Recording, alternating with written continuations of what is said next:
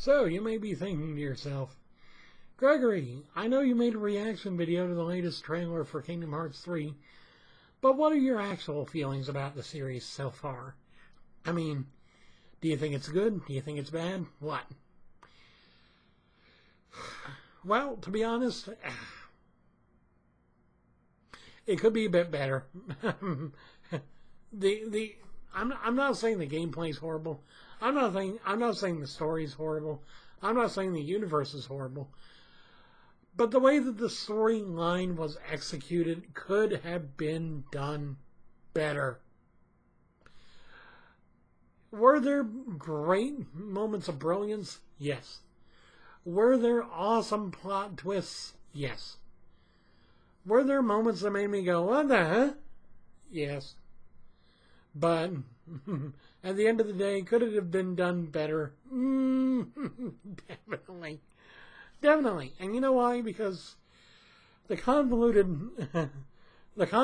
timeline of the Kingdom Hearts series is such that you can't just go by the first release to the second release to the third release, because that doesn't even fit. Because let me go through the games in chronological order. Okay, you've got all the way back before the Keyblade War. You've got Kingdom Hearts Key and Kingdom Hearts Key back cover, which is a cinematic.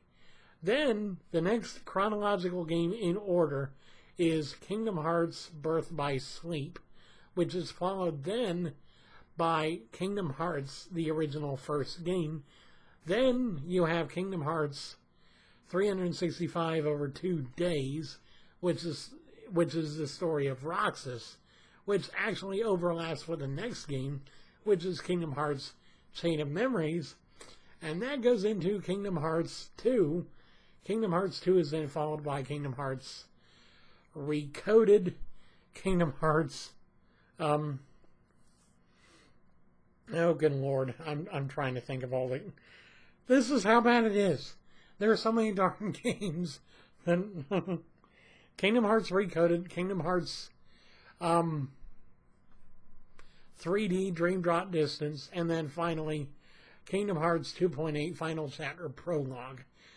Okay, you've got Birth by Sleep, Kingdom Hearts 1, Days, Chain of Memories, Kingdom Hearts 2.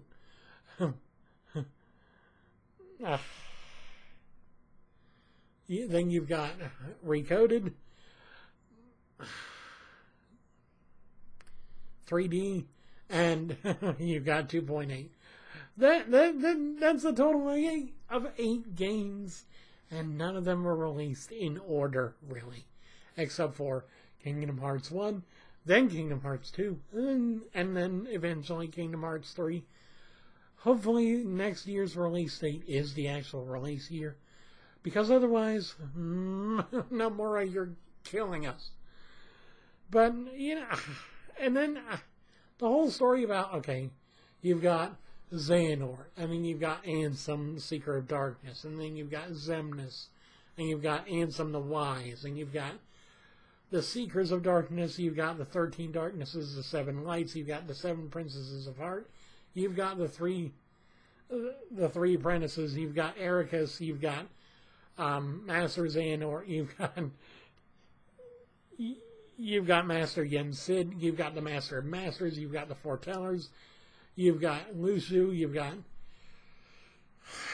the plot holes, the plot threads, and the plot twists are endless, and just trying to make a... Even if you were God himself, you'd need a roadmap to find out where the heck this is all leading, because I don't even know. And I'm a pretty smart guy. I'm not tooting my own horn. This is what I've been told by people, is that I'm a pretty smart feller. Pretty smart guy. But, to be honest, to be perfectly frank, to be completely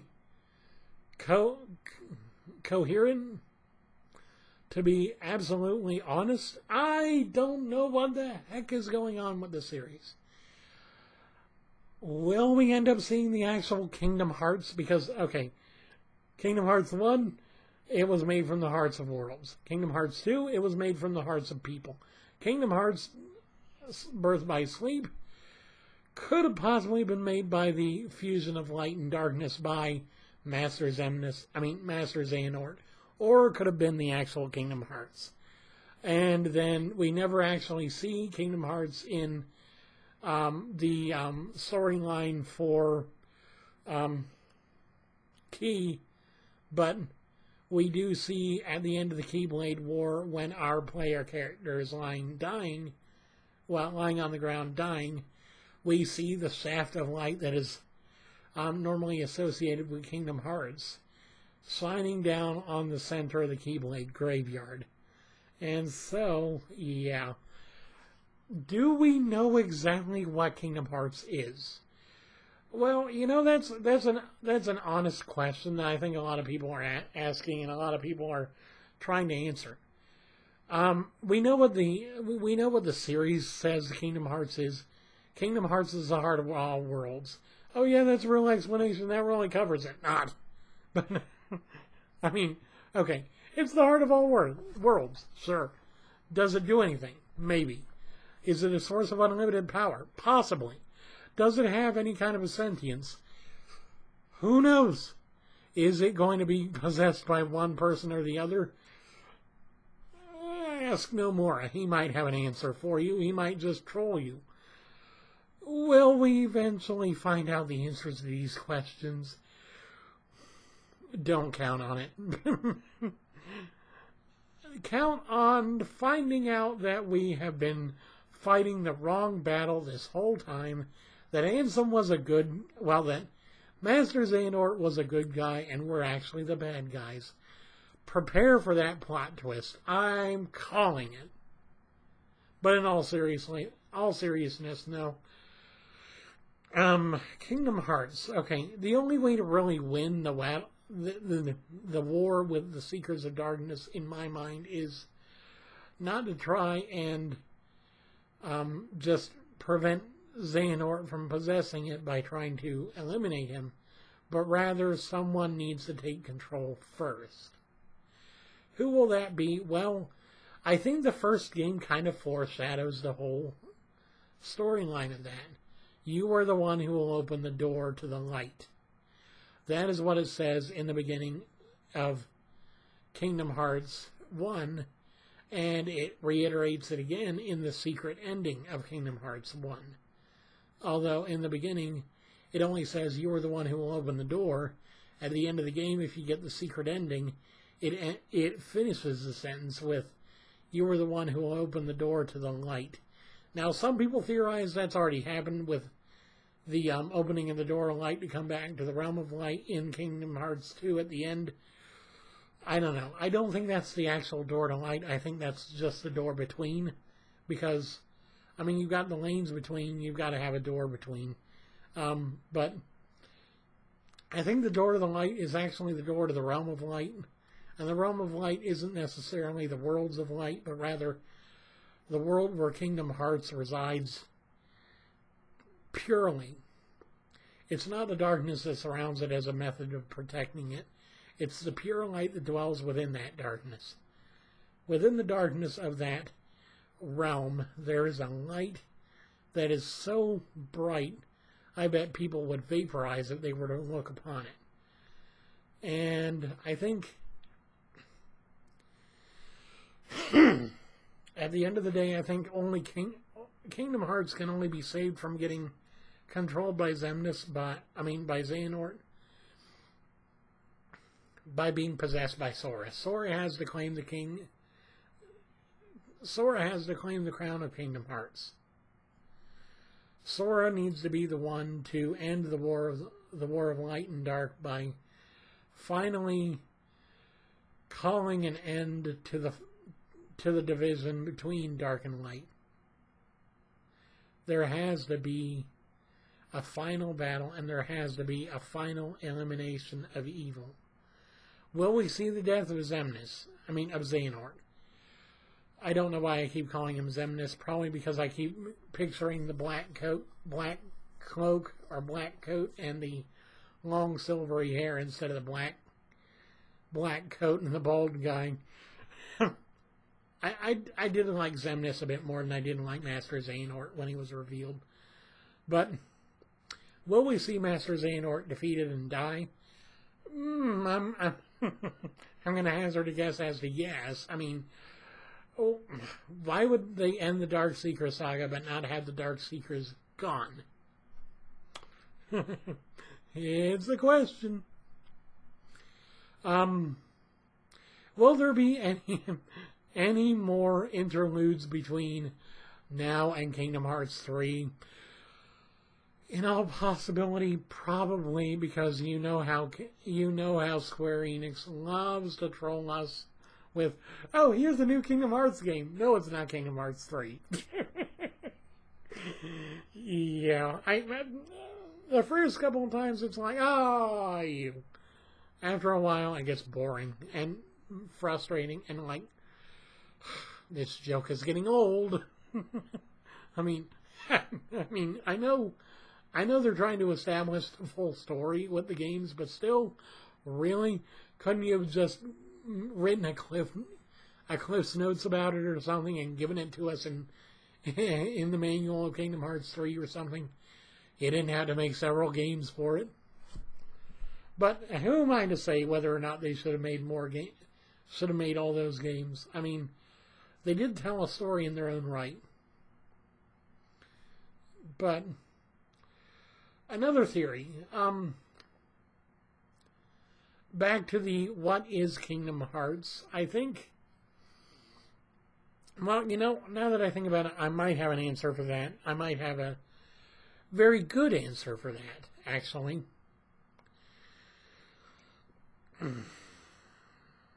In the beginning of Kingdom Hearts, and, well, at the beginning of Kingdom Hearts, we see Sora in the Dive to the Heart, the deep reaches of your heart where you come across the stained glass platforms and all that.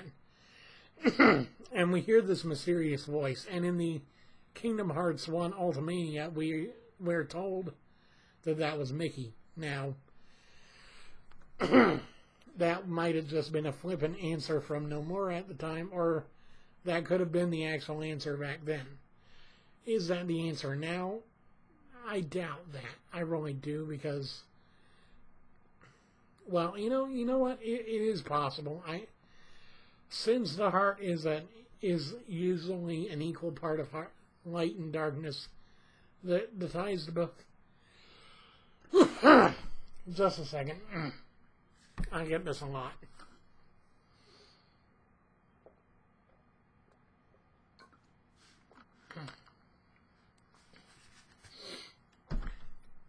Since the heart is both equal parts of light and darkness, it is a possibility that every heart shares a connection with the realm of darkness, and therefore, since Mickey was trapped there for most of the events of Kingdom Hearts 1, that it's a fair speculation that was Mickey's voice reaching out to Sora to get him to start his journey. Again, in all seriousness, it's possible that it was Kingdom Hearts for him or herself, although I like to think of if there is a personification of the heart of all worlds, it must be female, because, I mean, like Gaia, the All-Mother in Greek mythology, Terra in the equivalent Roman mythology, Mother Earth in a lot of Native American mythology, the idea of the embodiment of the universe or the world that we know being female has been known throughout centuries, throughout millennia. So, yeah, but the idea of Kingdom Hearts being personified as a female, if we ever actually see a personification or a manifestation of Kingdom Hearts, is in my mind most likely. Now, is there a possibility that there's an asexual or non-gendered variant where Kingdom Hearts can appear both male and female depending on its whims? Heart of all worlds. Yeah, sure. Unlimited power, sure. But, at the same time, what would be even more screwy with the head is this is all some child's dream, or maybe this is all taking place in a child toy chest or something, and Sora, Riku, and Kairi are nothing more than toys in their toy chest. Or, good lord. Yeah, that would be interesting. It's like, oh yeah, well, I've got all these Disney toys, and I decided to create a world based on the Disney worlds, and there's light and there's darkness, and yeah, I find it hard that a kid would be able to figure that out or imagine that all up. Maybe as he grew up, but that would be of the assumption that this was from a child's room or whatever. But I digress. That's more of the Uncanny Valley kind of perspective.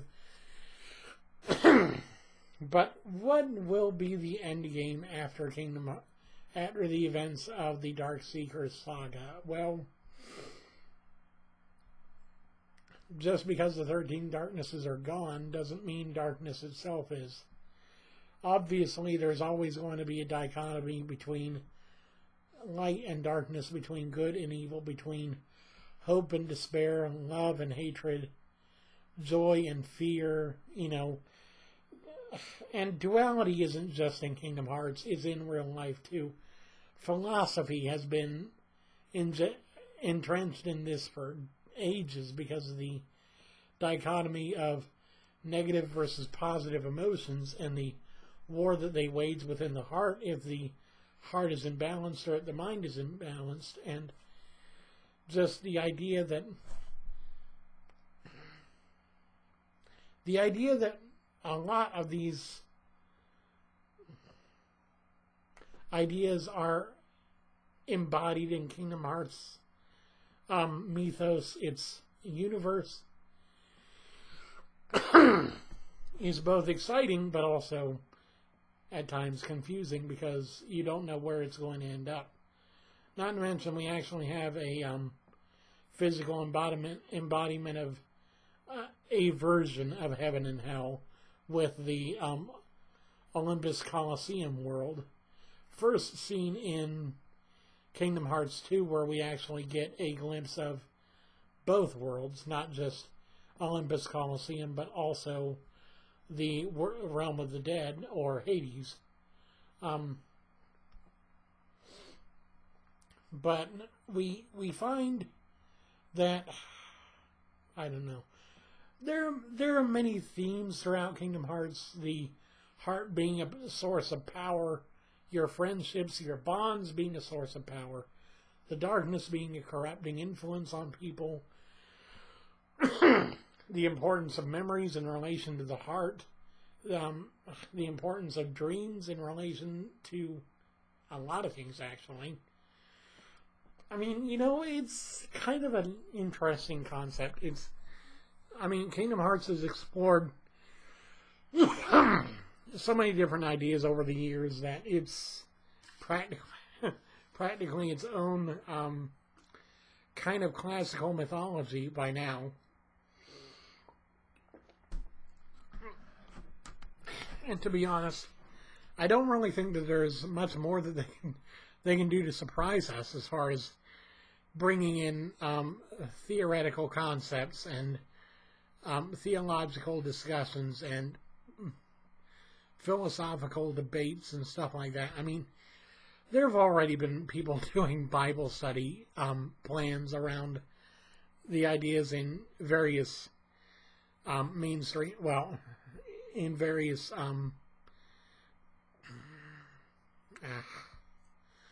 TV shows and movies and stuff like that. Yeah, I want to say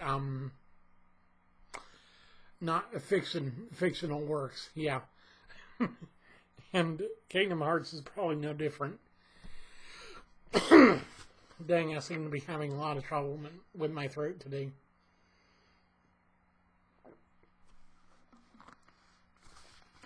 Yesterday it was that it hurt. Today it's that it feels like there's something stuck in the back of my throat.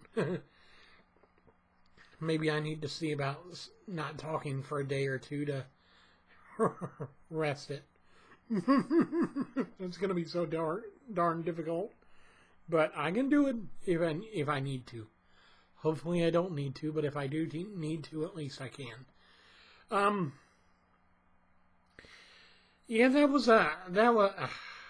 was a rambling video basically from me. I have no idea where that actually came from, other than that I started talking about the Kingdom Hearts series, and then I'm like, you know, the mythologies, and there I go again. But thank you guys for listening, if you listened all the way through. I do have a few interesting points that I did make, or that I tried to make throughout this video. I hope you guys enjoyed just my endless theorizing and backpedaling, and yet stepping forward and going off on a different tangent and whatever. I hope you guys enjoyed it. I hope you guys didn't get too frustrated with my train of thought continually changing lanes or tracks or whatever. It's been one of them days. It has. It really has. But I love you guys so very much. I really do. And every day spent on here with you guys is another day meant for wonderful things. I hope you guys enjoyed, and I hope you guys continue to watch all of my videos until, well, whenever I stop making them, which is never. I'm never going to stop making videos as long as I can. So, keep watching, and I'll keep creating. You have a great night.